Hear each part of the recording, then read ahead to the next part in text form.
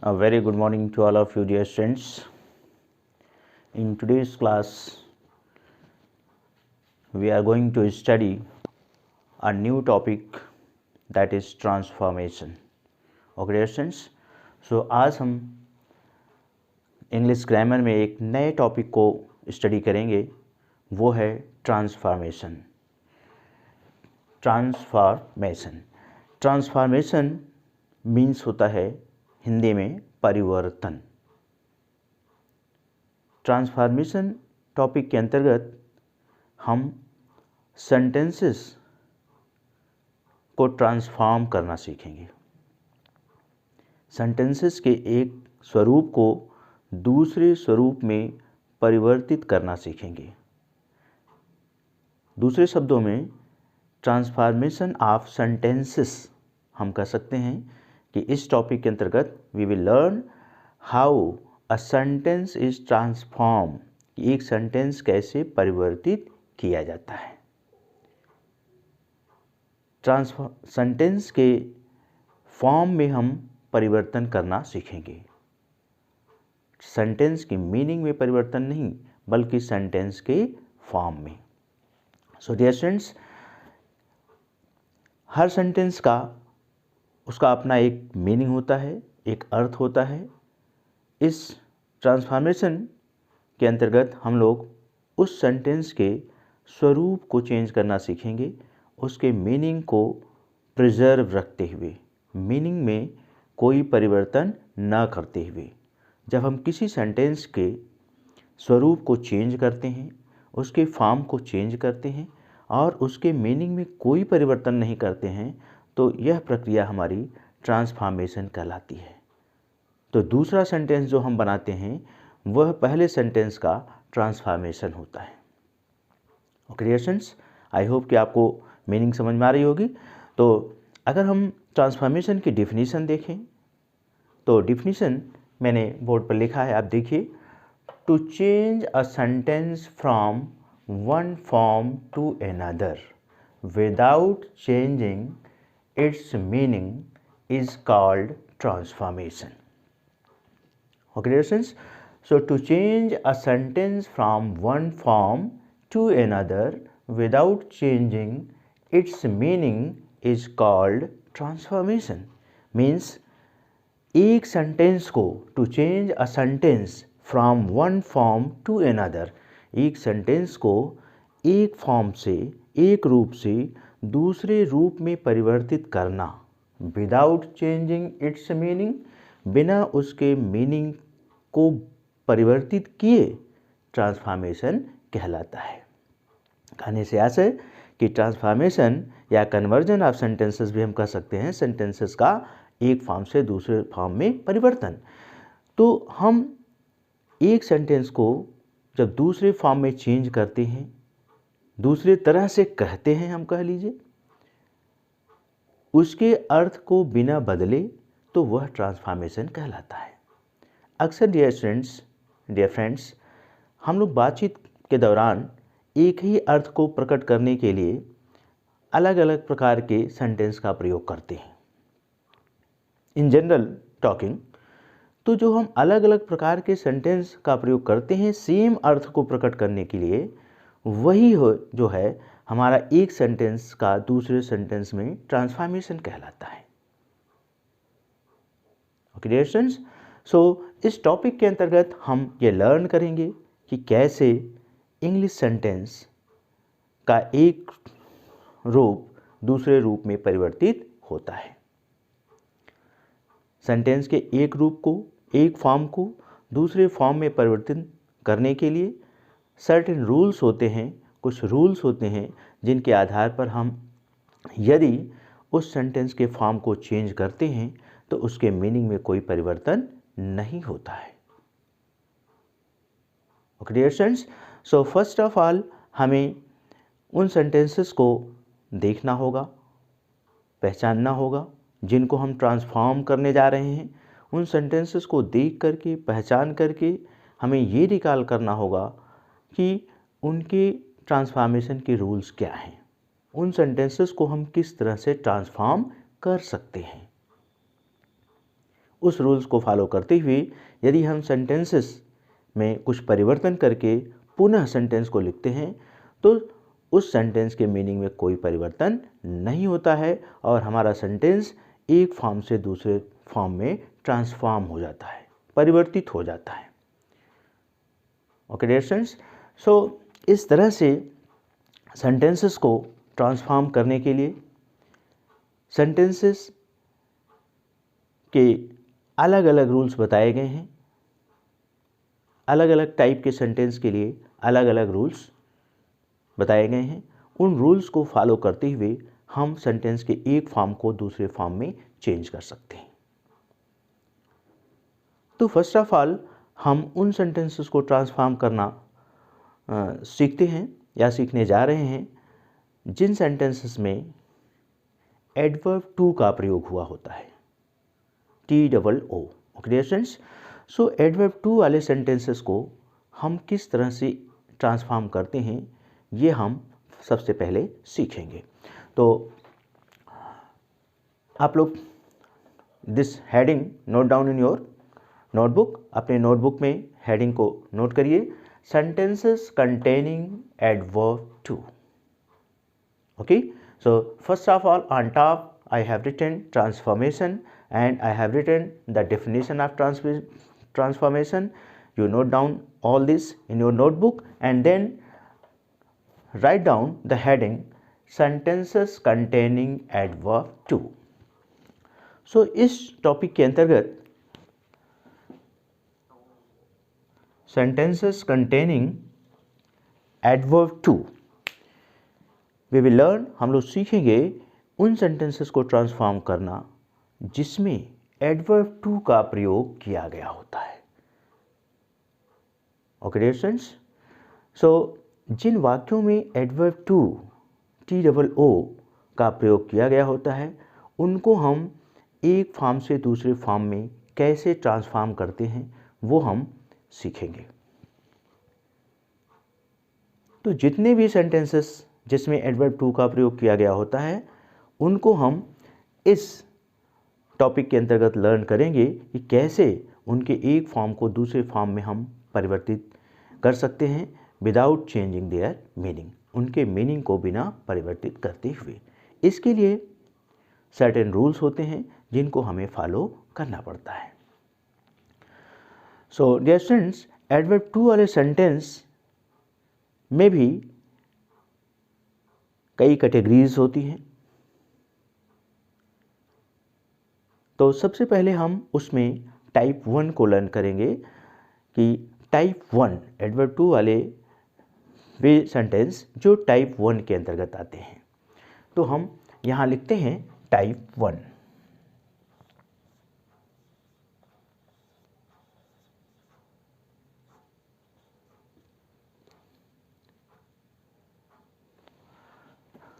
Type 1, so type 1 के अंतर्गत हम उन एडवर्ब टू वाले सेंटेंसेस को रखते हैं या उन एडवर्ब टू वाले सेंटेंसेस को रखा जाता है जिनमें टू के साथ इन्फिनेटिव वर्ब का प्रयोग किया गया होता है। तो I right, you please pay your attention. Too plus adjective plus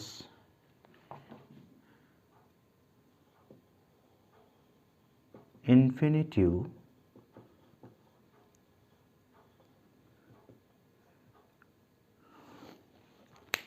sorry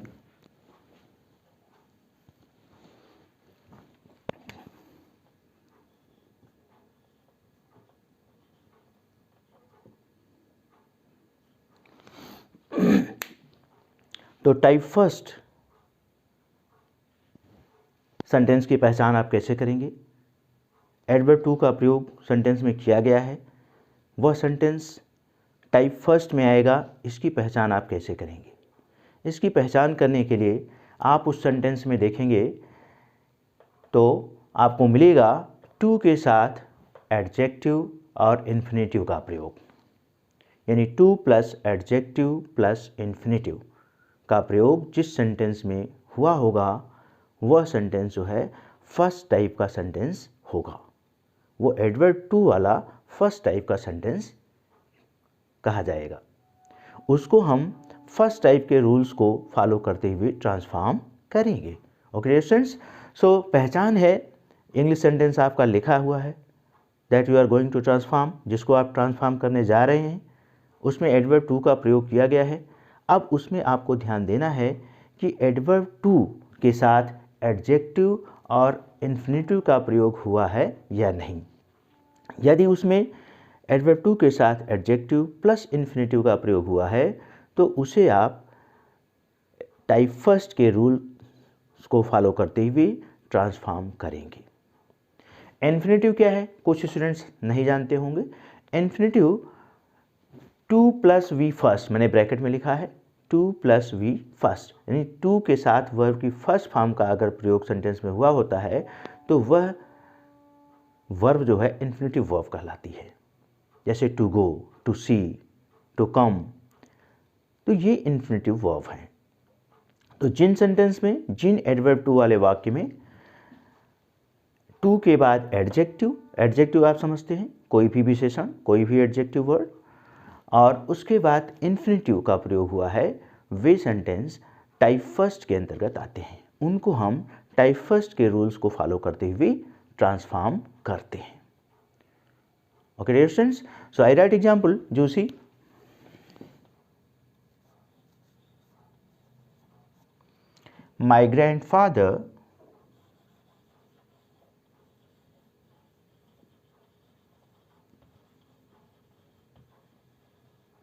My grandfather was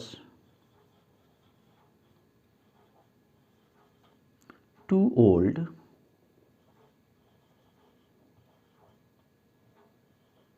to walk. My grandfather was, आप was की तरह is लिखिए, that will be easier to understand. My grandfather is too old to walk without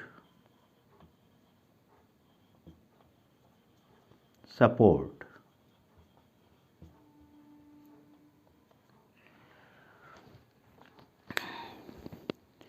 Okay dear students, so I have written the example. My grandfather is too old to walk without support. So my grandfather is too old to walk without support. अब ये sentence suppose that आपको exam में दिया हुआ है और you have to transform this sentence into another form. इस sentence को आपको दूसरे फॉर्म में ट्रांसफॉर्म करना है, परिवर्तन करना है। तो just I am setting my mic.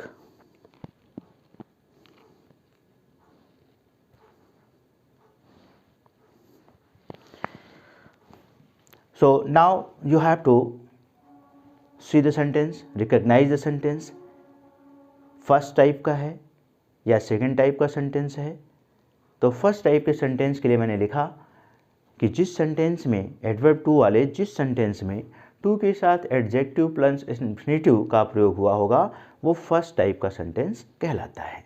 तो यहाँ आप ध्यान दीजिए, ये एडवर्ब टू का प्रयोग हुआ है, ये ओल्ड है, ओल्ड क्या है, एडजेक्टिव है, और उसके बाद टू वॉक,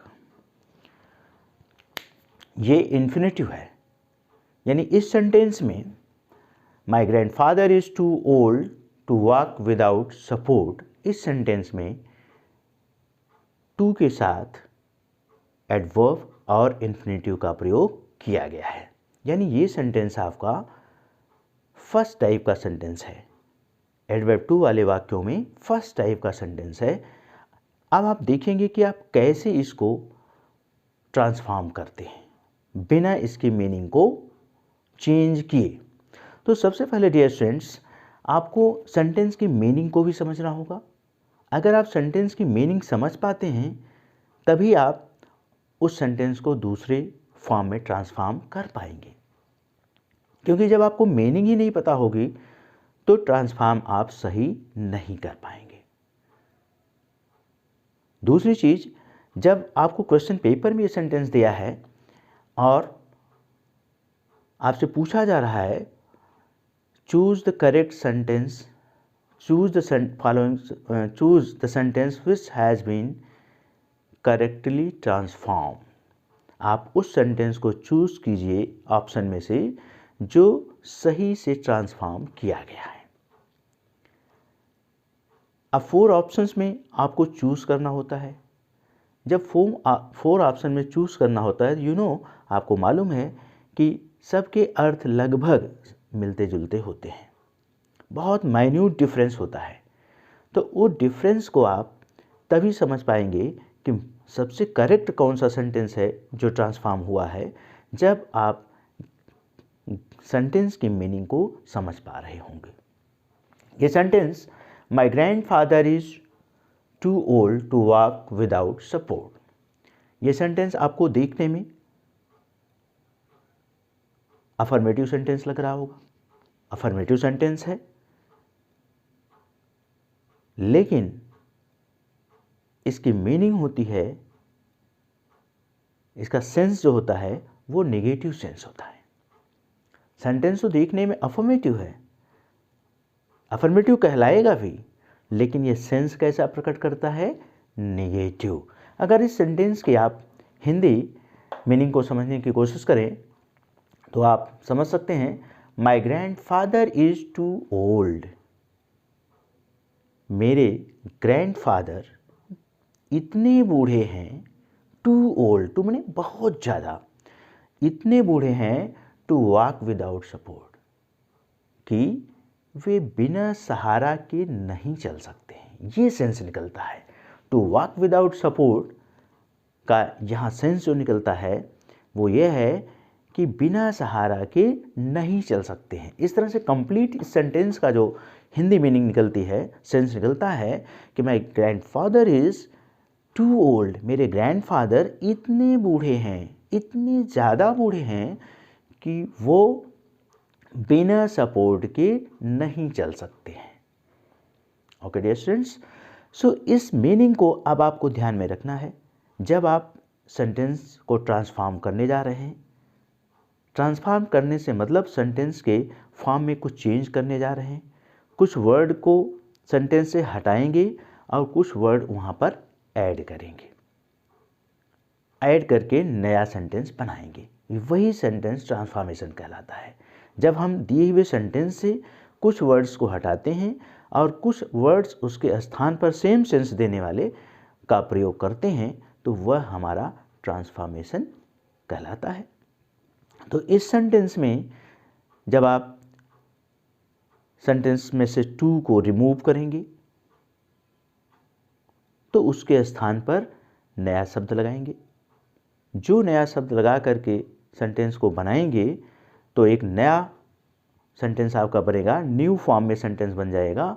वही सेंटेंस का ट्रांसफॉर्मेशन कहलाएगा। लेकिन तभी वो करेक्ट कहलाएगा जब सेंटेंस की मीनिंग में उसके लगाने से, उसके यूज़ करने से कोई परिवर्तन नहीं होगा। अब ऐसे सेंटेंस के लिए जिसमें two plus adjective plus infinitive का प्रयोग हुआ होता है, ऐसे सेंटेंस को ट्रांसफॉर्म करने के लिए हम कुछ रूल्स को फॉलो करते हैं। तो सबसे पहले तो आप ये जान लीजिए कि एडवर्ब टू को हम रिमूव करते हैं। जब ट्रांसफॉर्मेशन करने लगते हैं इस तरह के सेंटेंस को, तो वहाँ से सबसे पहले हम एडवर्ब टू को रिमूव करते हैं।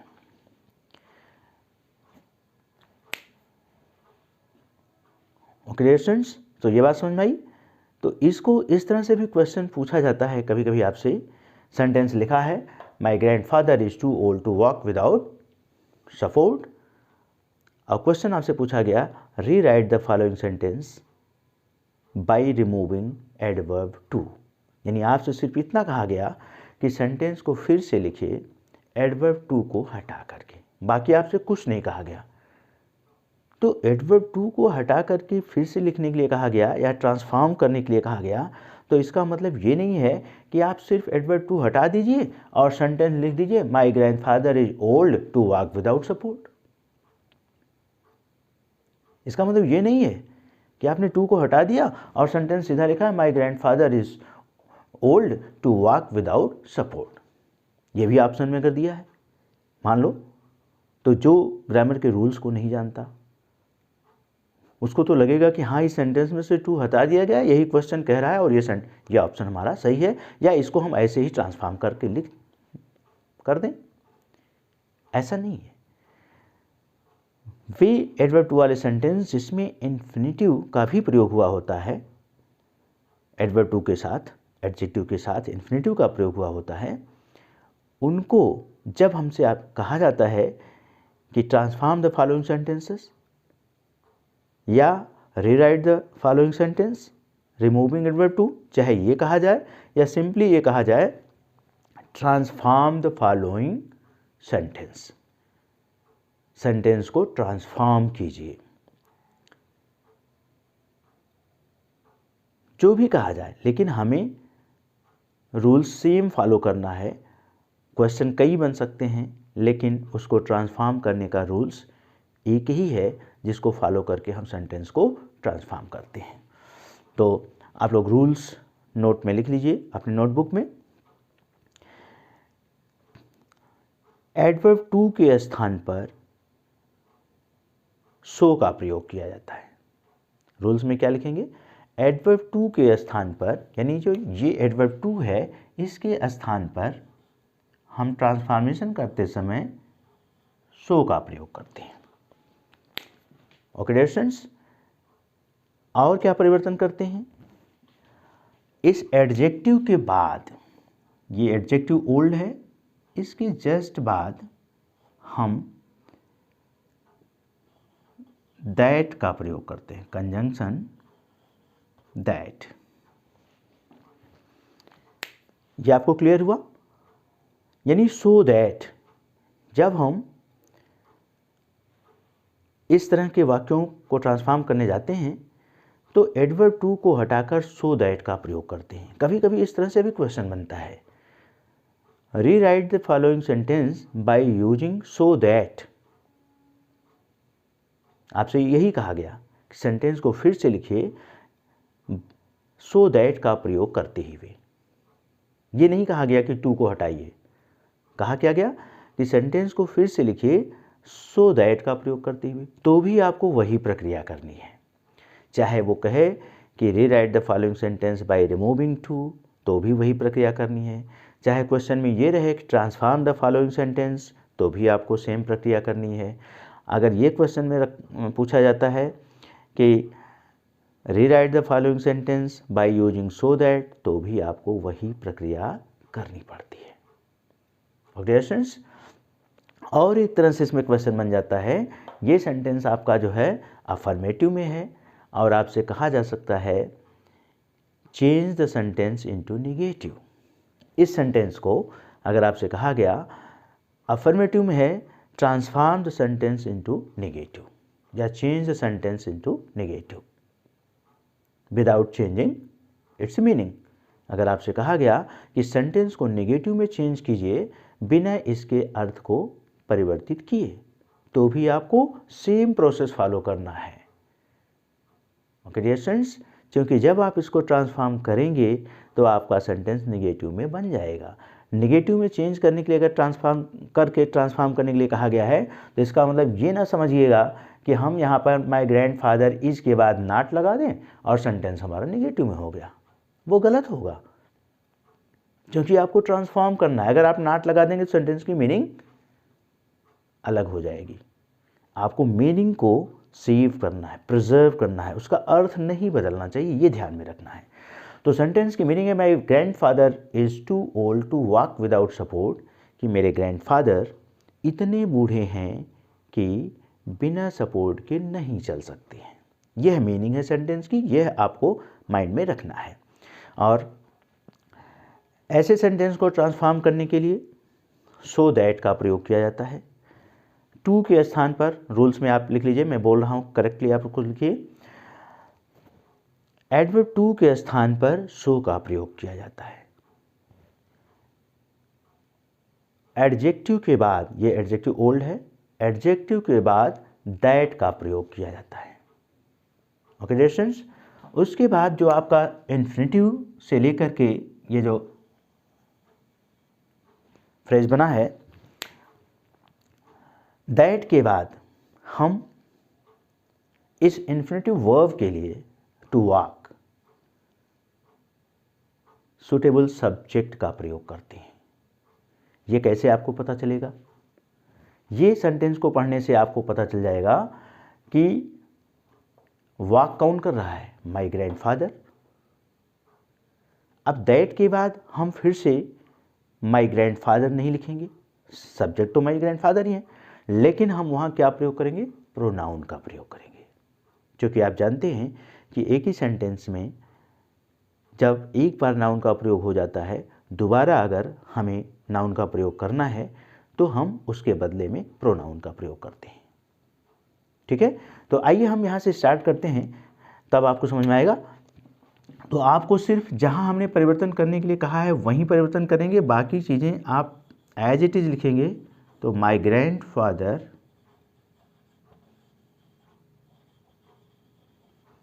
इज, सो अब ओल्ड की जगह पर ओल्ड आप लिख लेंगे। ओके डियर्स, सो देखिए आपका सेंटेंस चेंज होके बन रहा है, ट्रांसफॉर्म होके, my grandfather is so old that. अब दैट के बाद आपको to walk without support sentence में चेंज करके लिखना है। ये एक फ्रेज बना है, इन्फिनेटिव फ्रेज। अब आप इसको जो है सेंटेंस में चेंज करेंगे दैट कंजंक्शन का प्रयोग करते हुए। तो जब भी आप दैट कंजंक्शन का प्रयोग करते हैं तो फिर उसके बाद हम क्या करते हैं, इस इन्फिनेटिव वर्ब के लिए सूटेबल सब्जेक्ट का प्रयोग करते हैं। ये इन्फिनेटिव वर्ब है टू वॉक, वॉक किसके लिए प्रयोग किया जा रहा है, कौन वॉकिंग कर रहा है, माय ग्रैंडफादर। तो हम यहाँ पर माय ग्रैंडफादर लिखने के बजाय हम उसके लिए प्रोनाउन लिखेंगे। तो क्या लिखेंगे, ही, दैट, ही। अब देखिए, ही लिखने के बाद हम कैन नॉट या कुड नॉट का प्रयोग करते हैं। ये भी रूल्स में लिखिएगा।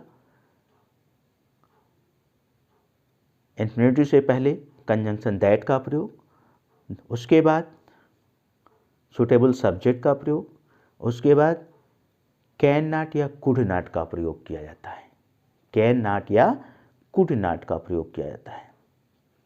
अब कैन नॉट कब लगेगा, कुड नॉट कब लगेगा? अगर ये हमारा सेंटेंस प्रेजेंट में है तो हम कैन नॉट का प्रयोग करेंगे, और सेंटेंस हमारा पास्ट में होगा तो कुड नॉट का प्रयोग करेंगे। आप देख रहे हैं सेंटेंस में इज का प्रयोग किया गया है, ये प्रेजेंट में सेंटेंस चल रहा है, तो हम क्या प्रयोग करेंगे सब्जेक्ट के बाद, कैन नॉट। कुड नॉट का प्रयोग नहीं बल्कि कैन नॉट का प्रयोग करेंगे।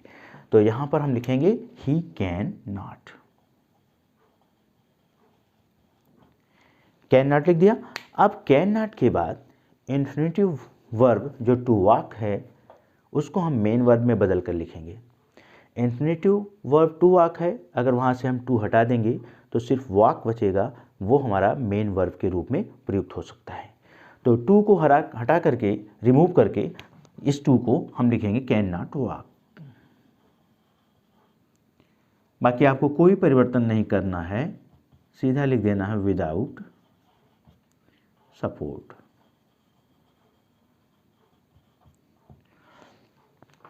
ओके डियर स्टूडेंट्स, सो आपने देखा इस तरह से आपका सेंटेंस ट्रांसफॉर्म हुआ। एडवर्ब टू वाला सेंटेंस जिसमें एडवर्ब टू के साथ एडजेक्टिव और इन्फिनेटिव वर्ब का प्रयोग किया गया है। तो एडवर्ब टू वाले सेंटेंस में जिसमें एडजेक्टिव के साथ इन्फिनेटिव वर्ब का प्रयोग किया गया होता है, हम मुख्य रूप से 2-3 जगह परिवर्तन करते हैं। पहला तो टू के स्थान पर सो का प्रयोग, दूसरा एडजेक्टिव के बाद यानी इन्फिनेटिव से पहले कंजंक्शन दैट का प्रयोग। ये हर सेंटेंस में होगा अगर इस टाइप का सेंटेंस रहेगा तो। उसके बाद सूटेबल सब्जेक्ट का प्रयोग। सूटेबल सब्जेक्ट माय ग्रैंडफादर के अनुसार, क्योंकि सब्जेक्ट ग्रैंडफादर ही हैं इस सेंटेंस में, उन्हीं के बारे में बात की जा रही है, तो हमने प्रोनाउन ही का प्रयोग कर दिया। उसके बाद कैन नॉट या कुड नॉट का प्रयोग किया जाता है। ये सेंटेंस के टेंस पर डिपेंड करेगा कि सेंटेंस किस टेंस में है। अगर वो प्रेजेंट में है तो कैन नॉट, और पास्ट में है तो कुड नॉट का प्रयोग किया। तो यहाँ प्रेजेंट में है सेंटेंस तो हमने कैन नॉट का प्रयोग किया। उसके बाद इन्फिनेटिव वर्ब को, यानी इन्फिनेटिव वर्ब को हम मेन वर्ब में बदल दिए, टू को हटा दिया, सिर्फ वॉक यहाँ पर लिखा गया, वॉक विदाउट सपोर्ट ऑपरेशंस। सो इस तरह से आपका ट्रांसफॉर्मेशन हुआ सेंटेंस का। मैं एक एग्जाम्पल और लिख रहा हूँ, उसको देखिए।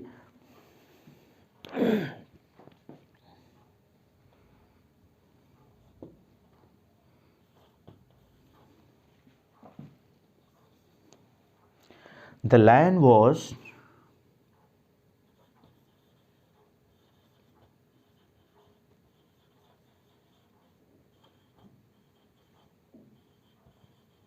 too old to run fast.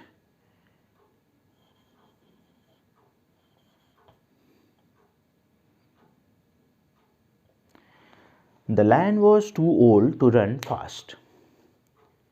Sentence को पहचानना है किस टाइप का सेंटेंस है, फर्स्ट टाइप का सेंटेंस है या सेकेंड टाइप का सेंटेंस है या अन्य किसी टाइप का सेंटेंस है।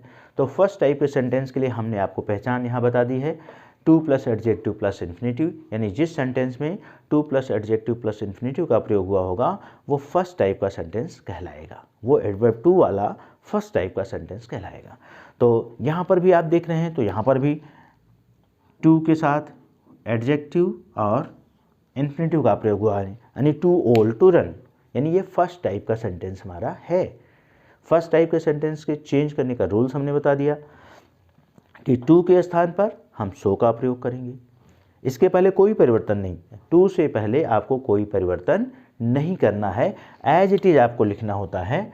तो यहाँ पर आप लिखेंगे द लायन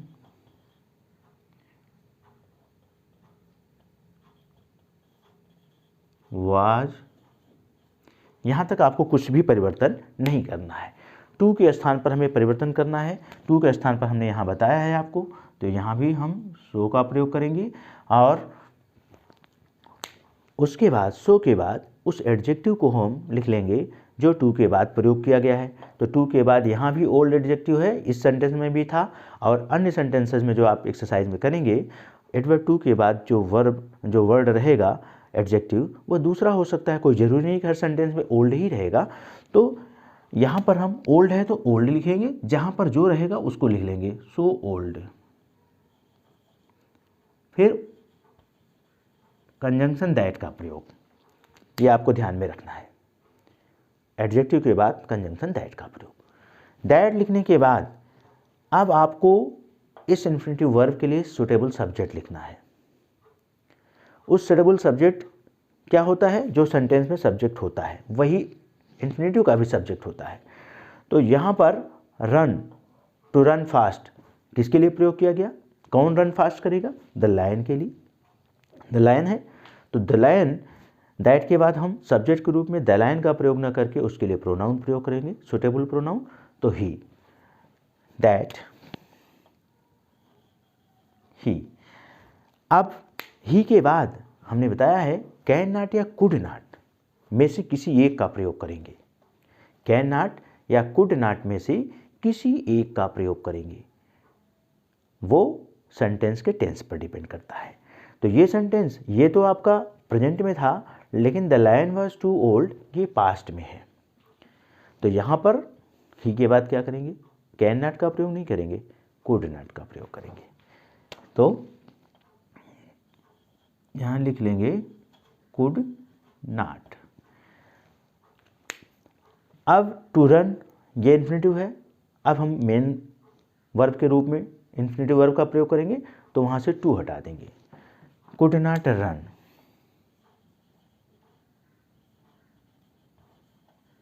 फास्ट। सजेशंस, आप देखिए सेंटेंस को आपका ट्रांसफॉर्म हो गया और सेंटेंस की मीनिंग में कोई परिवर्तन नहीं हुआ। Sentence the lion was too old to run fast means lion इतना ओल्ड था कि तेज नहीं दौड़ सकता था। लायन इतना ओल्ड था कि वह तेज नहीं दौड़ सकता था। ये सेंटेंस जो ट्रांसफॉर्म हुआ इसमें वही बात लिखी गई, the lion was so old that he could not run fast, कि लायन इतना ज़्यादा बूढ़ा था कि वह तेज दौड़ नहीं सकता था।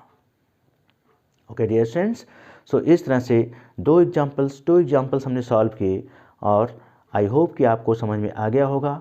इस सेंटेंस में क्वेश्चन कई बनते हैं, आंसर सेम होता है, हमको उसको करना ट्रांसफॉर्म सेम तरीके से करना होता है, क्वेश्चन चाहे जिस तरीके से पूछा जाए।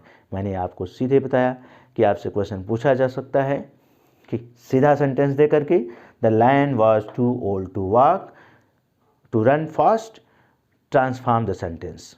सीधा आपसे कहा गया केवल कि ट्रांसफॉर्म द सेंटेंस, कुछ नहीं कहा गया, तो आपको सेंटेंस को ट्रांसफॉर्म कर देना है। इसी तरह से अगर आपसे कहा गया the lion was too old to run fast, bracket में लिखा गया rewrite the sentence by removing adverb too, इस सेंटेंस को फिर से लिखिए एडवर्ब टू को हटा करके, और कुछ नहीं कहा गया, तो भी आपको यही प्रक्रिया करनी है।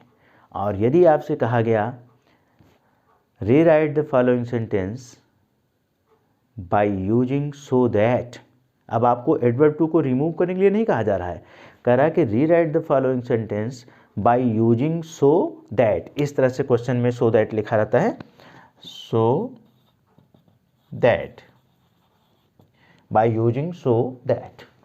तो अगर ये कहा गया rewrite the following sentence by using so that, means आपको फिर वही प्रक्रिया करनी है। ये केवल क्वेश्चन का नेचर बदला है, क्वेश्चन का पूछने का तरीका चेंज हुआ है, लेकिन आपको करना वही है। आपको माइंड में रखना है कि हमें ट्रांसफॉर्म करना है, जो ट्रांसफॉर्मेशन का हम रूल सीखे हैं इस तरह के सेंटेंस को, उसी तरीके से हम सेंटेंस को ट्रांसफॉर्म करेंगे। तो 3 क्वेश्चन हुए। और चौथे प्रकार से आपसे पूछ सकता है, मैंने बताया कि ये सेंटेंस जो है अफर्मेटिव में है, लेकिन इसकी हिडन मीनिंग निगेटिव सेंस होती है। आपसे कह सकता है transform the sentence by changing into negative, इस सेंटेंस को ट्रांसफॉर्म कीजिए निगेटिव में बदलकर, यानी अफर्मेटिव में है, इसको आप निगेटिव में बदलकर चेंज करिए। ये आपसे क्वेश्चन पूछा जा सकता है। तो तब भी आपको वही काम करना है। जब आप इसको ट्रांसफॉर्म करेंगे, सेंटेंस आपका अपने आप नेगेटिव में बदल जा रहा है। तो क्वेश्चन 4 तरीके से पूछे जा रहे हैं और आंसर सेम है, प्रक्रिया सेम है। आप उसी तरीके से उस सेंटेंस को ट्रांसफॉर्म करेंगे जो रूल्स हमने आपको बताया है ट्रांसफॉर्म करने का, फर्स्ट टाइप के सेंटेंस का। Okay dear students, I hope कि now it is enough. So second type of sentence and third type of sentence के बारे में हम लोग नेक्स्ट क्लास में स्टडी करेंगे। सो आज के लिए इतना पर्याप्त है। आई होप कि आपको समझ में आ गया होगा डियर स्टूडेंट्स। आप ध्यान से वीडियो लेक्चर को सुनिएगा और नोट्स ज़रूर बनाइएगा। नोट्स बनाने के बाद इन 2 एग्जाम्पल्स जो हमने आपको सॉल्व कराए हैं, इसको आप ध्यान से देखिएगा कैसे मैंने सॉल्व कराया है, और उसके बाद इस तरह के और एग्जाम्पल्स आप अपनी ग्रामर बुक से लेकर के ट्रांसफॉर्म करने की कोशिश करिएगा। फर्स्ट टाइप के सेंटेंस को आप उसमें से देखिएगा, एक्सरसाइज में से फर्स्ट टाइप के सेंटेंस उस सेंटेंस को सेलेक्ट करिएगा जिसमें टू के साथ एडजेक्टिव और इंफिनिटिव वर्ब का प्रयोग किया गया है। उस सेंटेंस को आप लेकर के ट्रांसफॉर्म करिएगा जिस तरह से हमने ट्रांसफॉर्म करने के लिए आपको बताया है। Okay students, so see you again in the next class. Bye bye.